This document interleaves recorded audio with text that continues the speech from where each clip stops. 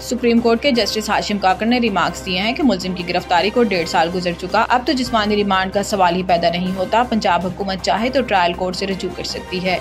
Supreme court ने बानी Pakistan Tehreek Insaf PTI Imran Khan के जिस्मानी रिमांड के लिए दायर पंजाब हुकूमत की अपीलें निपटा दी। सुप्रीम कोर्ट में इमरान खान के जिस्मानी रिमांड के लिए दायर पंजाब हुकूमत की अपीलों पर समाअत हुई। सुप्रीम कोर्ट ने करार दिया कि पंजाब हुकूमत चाहे तो ट्रायल कोर्ट से रजू कर सकती है। इमरान खान के वकील दरखास्त दायर होने पर मुखालफत का हक रखते हैं। जस्टिस हाशिम काकर ने रिमार्क्स दिए कि मुलजिम की गिरफ्तारी को 1.5 साल गुजर चुका, अब जिस्मानी रिमांड का सवाल ही पैदा नहीं होता। प्रोसिक्यूटर जनरल पंजाब ने मौक़िफ़ अपनाया कि मुलजिम के photogrammetric polygraphic voice matching test कराने हैं, जिस पर जस्टिस हाशिम काकर ने कहा कि दरखास्त में इब्तिदा टेस्ट कराने की नहीं, जिस्मानी रिमांड की थी।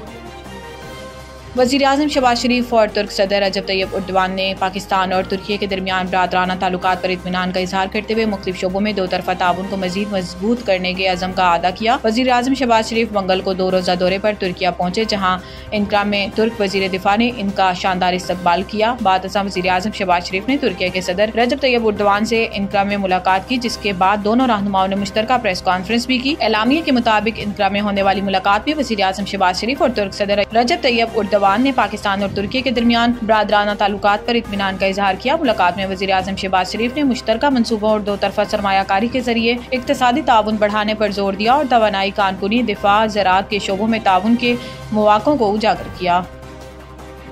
IMF की वर्ल्ड इकनॉमिक आउटलुक रिपोर्ट की तफसीलात सामने आ गई, जिसमें IMF ने रवां माली साल के लिए पाकिस्तान की मुआशी शरह नमू का तुखमीना मजीद कम कर दिया। IMF ने पाकिस्तान की मुआशी शरह नमू का तुखमीना 3% से कम करके 2.6% कर दिया। IMF ने आइंदा माली साल के लिए भी पाकिस्तान की मुआशी शरह नमू में कमी का तुखमीना लगाया है। IMF की वर्ल्ड इकनॉमिक आउटलुक रिपोर्ट के मुताबिक जनवरी 2025 में IMF ने रवां माली साल पाकिस्तान की मुआशी शरह नमू का तुखमीना 3% लगाया था। अक्टूबर 2024 में IMF ने रवां माली साल पाकिस्तान की मुआशी शरह नमू का तुखमीना 3.2% लगाया था। रवां माली साल पाकिस्तान की मुआशी शरह नमू का मुकर्रर हदफ हासिल न होने का खदशा है।